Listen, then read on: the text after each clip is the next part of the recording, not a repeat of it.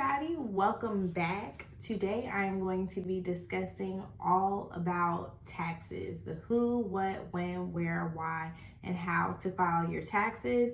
I think this video is going to be great for those that are beginners, those that have a good understanding, I guess, of tax, but they want to deepen or clarify their knowledge on tax. So let's get into it. The who must file their taxes. So this is going to depend. There is a difference between who must file according to the IRS and who should file according to you. Who must file according to the IRS, they base it off your income, age, and if you qualify to be a dependent or not, right? So I'm going to include a link in the description box below that is an IRS publication that details the different requirements. Depending on your gross income, you must file depending on your filing status. So if you're single and you make a certain amount, you have to file. If you're married and you're filing jointly and you guys make a certain amount, you have to file. I'm going to include that right here, and I'm going to include the link below so you guys can check that out to see if you meet that or if you're below it and you don't technically have to file.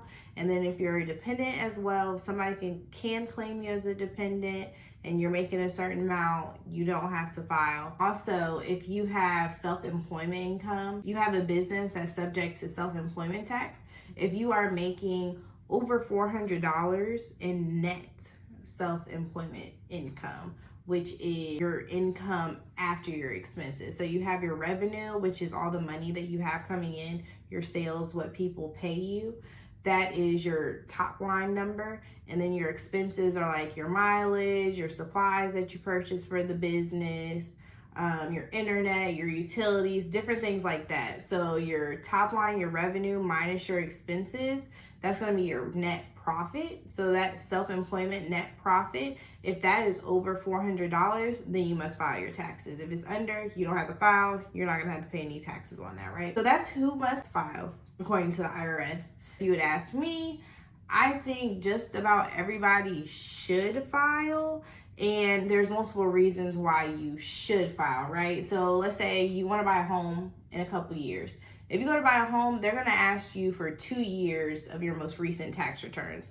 And it doesn't look good if you've never filed taxes. What are they going to have to go by to judge your income besides, just your pay stubs? So they want to see your tax returns. If you want to get a loan, most banks, I don't know about hard money lenders, but they're going to want to see your prior tax returns to actually have documentation.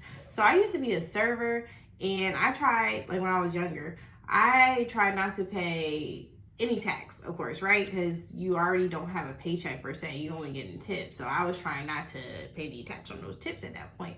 So I wasn't filing taxes really, and I wasn't claiming all the income that I had to pay taxes on later.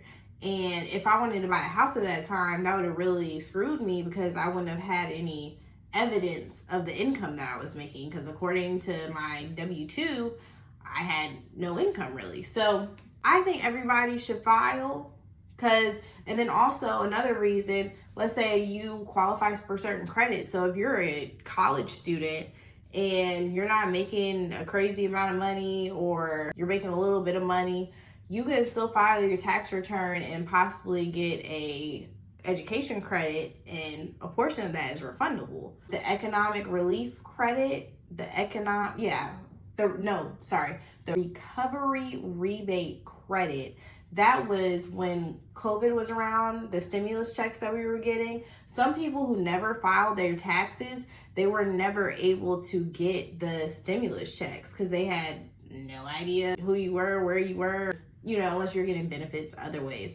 But they were going by your tax returns. They were using the bank account on your tax returns to get them direct deposited, right? So if you hadn't filed tax returns for years, because you weren't making a certain amount of money or whatever, you weren't getting those stimulus checks. And the only way to rectify that was to file your tax return. It was something called the recovery rebate credit, where if you didn't get those stimulus checks and your income was below the limits, they would give you a credit on your tax return, and a credit is $1 for dollar. Like if you owe $80 in taxes at the end of your tax return, and then you got a stimulus check for $100, you're gonna get a refund of $20. Understand? So that was very important. Another reason to file your taxes. And there are a lot of different credits, especially if you have children, child tax credit. They're partially refundable, so you can get a refund on that.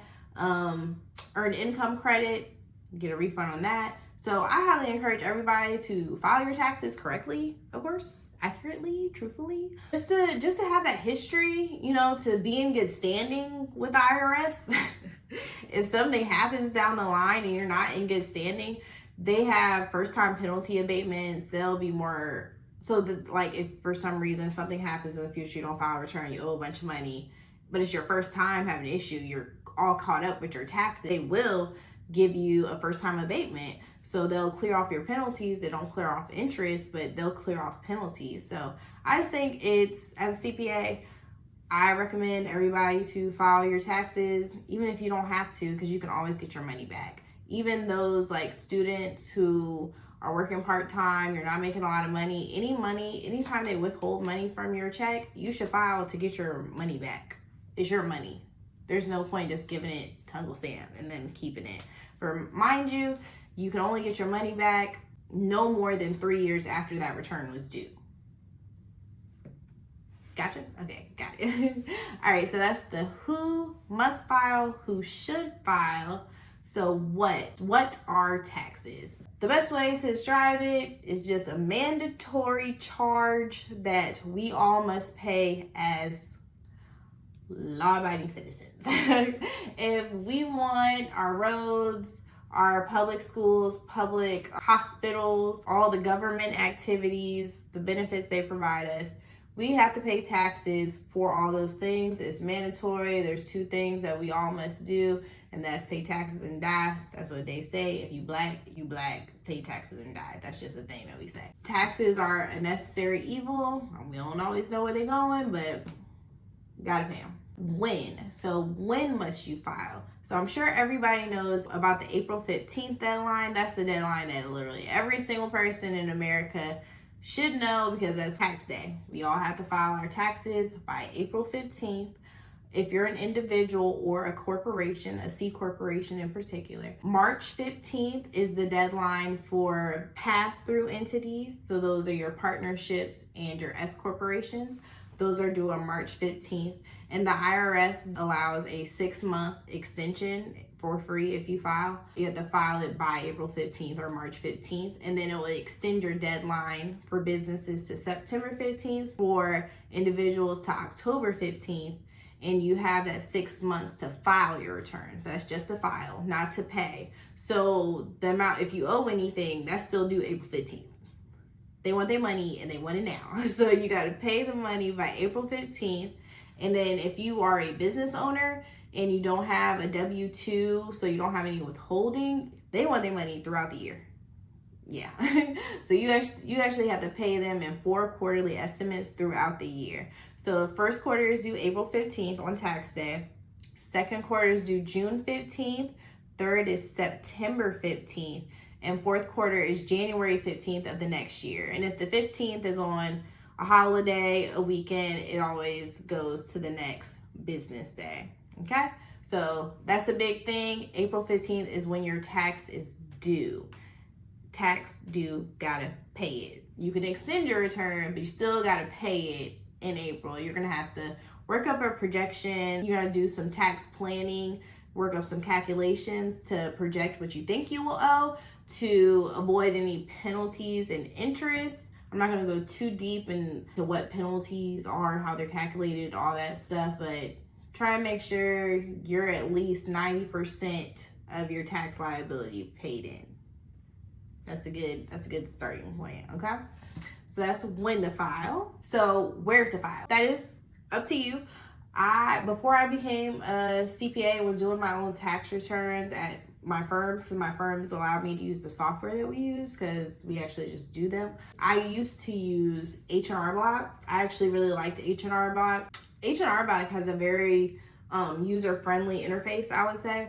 They only charge for state, I believe. I think that's the case with most of the software vendors. So federal is free. if you have like a Schedule C or a Schedule E, I believe you have to pay for those. If you don't know what those are, a Schedule C is a form where you input your business income. So like I was saying before, if you get a 1099, you have gig work, let's say you're an Uber driver, you would fill out your income and your expenses on that Schedule C.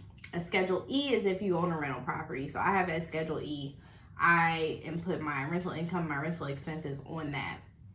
So if you have like forms like that are a little bit more complex, I believe H&R Block will charge for those. I'm not sure how much, but they ask you the question. So if you don't know what you don't know, right? So you might not even know what applies to your specific situation unless you use the interview method, right? So H&R Block, they'll ask you like, hey, did you get a divorce? Did you have any kids? Did you go to college? Did you have childcare expenses? Because those are different credits, different deductions that you have, and you don't want to leave any deductions on the table. So those interviews, if you're not a CPA or you don't have professional help, I would highly recommend using the interview method. So use the software to work for you, right? So I use H&R Block. A lot of people use TurboTax. I'm not sure of any like other big tax softwares out there like that, but the IRS does provide a list of vendors. So you can check the irs.gov website for a list of vendors if you're looking to file your taxes. And you can also use a CPA if you have some more complex stuff. You know, CPAs aren't cheap. I would suggest not skimping on a CPA. So if you need professional help because your stuff is complicated this year, you know, let's say somebody passed away that owns property, you inherited some stuff. If you have like some significant tax events, I would get help from a professional CPA, EA, that's an enrolled agent, or just CPA, EA. I would recommend getting help for like the big stuff, tax planning, things like that. And you can also file an extension for free. The IRS gives a list of vendors for where you can file your extensions for free as well. So that's where you can file. So why do we have to file?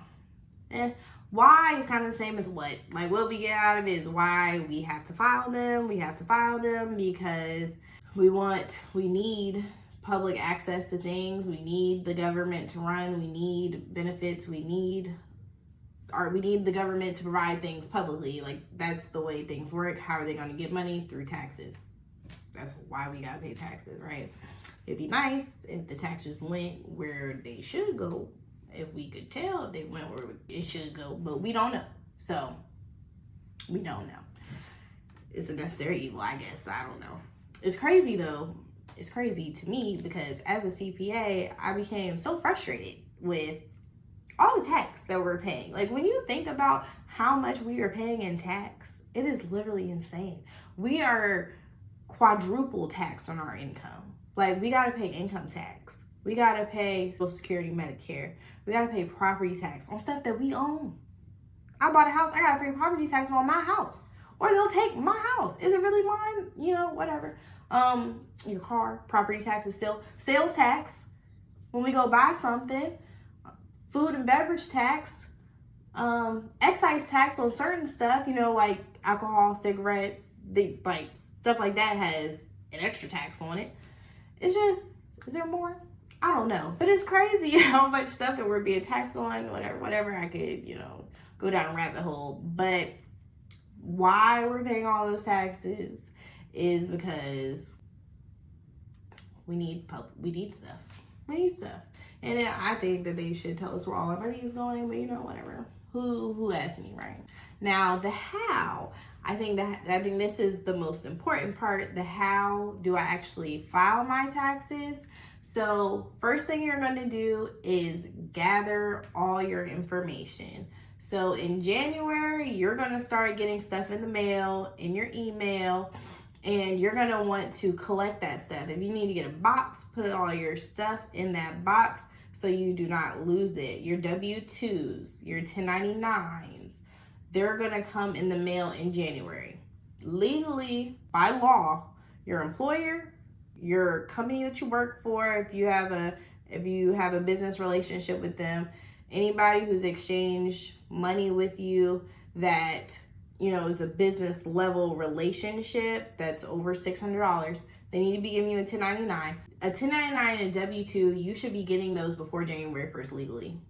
They should be sent out to you by January 31st, in the mail. You get it by February, whatever. But they should be sent out to you by January 31st, legally. Keep that in mind. As those documents start to come in January, February, you are going to save that, make note of that. You need to have a mental log of just all your activities. I know some people have a lot going on. They forget. I forgot. I feel like my tax portfolio, I guess, like my stuff is increasing. Like I have a rental property. I'm starting to invest. I have a home that I live in. I have my job. I do side hustle. I have a lot of different things going on. So you want to make sure you're not missing anything. So any tax forms that you get are very important that you gather those and you report all that information, okay?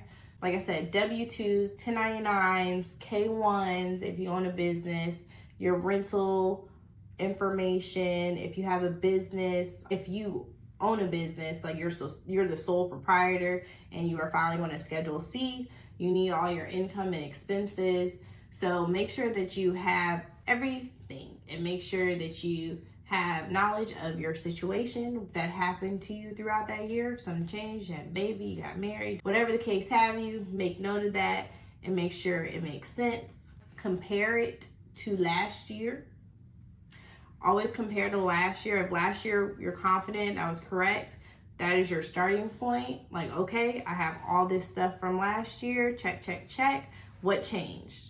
Okay, yeah, I got a new job. I got an extra W-2, So make sure you have everything. That's the first step. Oh, something else if you made any charitable contributions, if you had any 1098Ts, any 1098Cs, any and all tax forms that come to you in the mail, save them. They're all important. You need them all, okay? Save them. 2, you're gonna go to H&R Block, TurboTax, any other tax website like that. You're gonna go there with your information and you are going to use the interview method unless you know exactly what you're doing and you know exactly where numbers go. But if you don't, you're a beginner, you don't do taxes because you're not a professional tax person, which makes sense. Go through the interview, answer the questions. That's step 2. You can always hire a professional if it's just not your thing, you don't want to be bothered with it. Give it to people like me who actually find it fun, but make sure that they know what they're doing. Don't just give your stuff to somebody who's like, oh yeah, I can get you $5,000 back. Don't do that. Don't do that.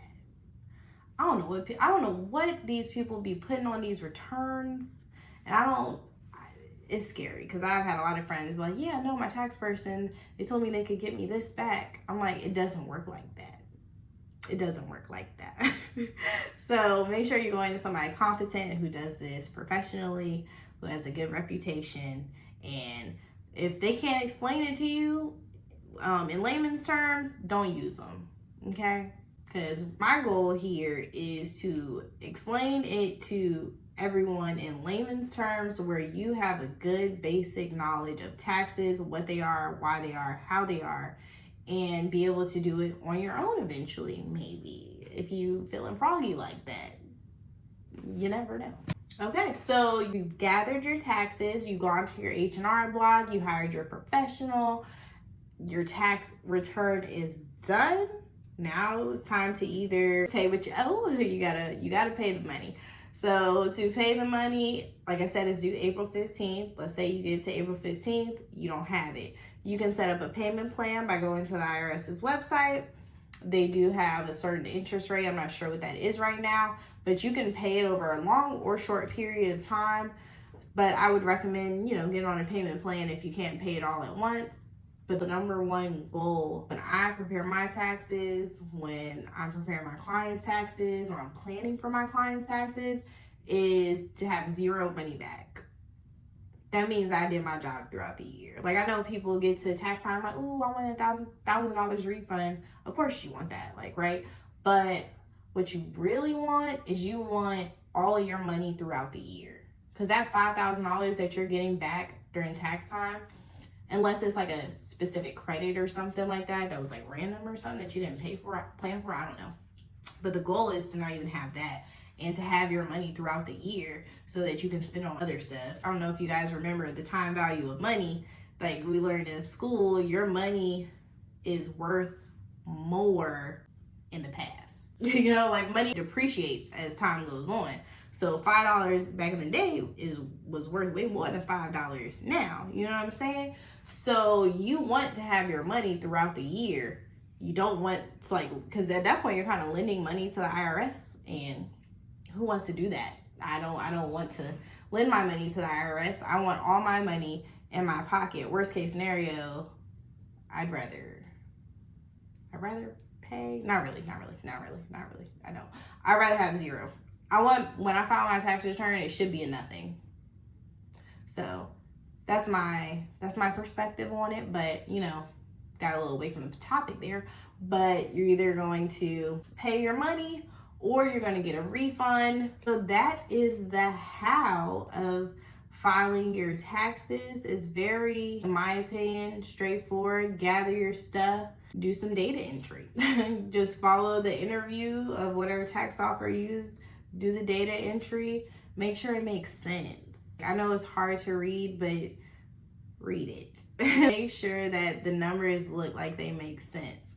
If you have questions, ask a professional. Don't mess it up, because you don't want to, you just don't want to deal with the headache, because it can be a headache. If you got to amend your return, that's a headache. If the IRS comes back, the number one reason why I said first, make sure you have all your tax documents saved, you know, put to the side so you don't miss anything. Because let's say you have a 1099 miscellaneous that you forgot, because you did Uber Eats throughout the year, but you forgot, right? It was $1,000. You forgot that you had that 1099 coming in. You didn't claim it. You file your taxes, got some money back. A year later, because the IRS is notorious for doing that. A year later, the IRS comes and they send you a notice and says like, hey, you owe $300-400 because you didn't claim your income over here, right? So now you owe $300, maybe $500 on this income that you never paid in, that you forgot completely about. You already got your refund. You already spent the money. So now you're like, I don't know what to do. In that situation, one of two things, depending on the type of notice that they sent you, you'll have to respond to the notice with a Schedule C, where you have your income from your Uber Eats, that $1,000, and but the thing about that is you can also claim your expenses against it. So the IRS is like, hey, give me this full $500 just on the revenue number. However, you should be like, no, IRS, I'm not paying that. I will pay tax on the net profit number that I talked about before. So with Uber Eating specifically, you have your mileage, which is a huge deduction. I used to do Uber Eats, so I know. It was probably like 40% of my income. So you would claim your mileage, any supplies that you had, whatever else you could deduct only in relation to that business, that's going to be subtracted from that $1,000. So let's say you end up with $400 after. What I say about $400 of that self-employment, that's that number where you would have to file, right? But let's say you get to $380. You get to $380, you don't have to pay any tax on it. So, you know, that is that. You don't want to miss anything. That's why that's really important, because you just don't want to it's better to not have any issues with the IRS. IRS, you know, it's the IRS. Maybe it's because I'm a CPA. I know that they make a lot of people nervous. A lot of people have negative feelings about the IRS. I have negative feelings about them too, but not for the same reason. A lot of people are scared of the IRS. You know, they're like, they can lock me up. They can do this. They can. However, they're most likely not going to lock anybody up unless you're actually evading taxes. Those are people who are actually doing crimes. They're not going after people like, you know, small fish to lock up, you know? And the bigger fish, they have CPAs, they have lawyers. So I don't know. I always encourage people not to be scared of the IRS because you can fight them. I fought the IRS multiple times and won multiple every time. Pretty much every time. The only thing about the IRS, they drag it out. They will drag something out. And that's how they get a lot of people. They just want you to be tired and defeated. But I just be like, no, it's the principle. It's the principle. I cannot allow y'all to do this. So that's that. There you have it.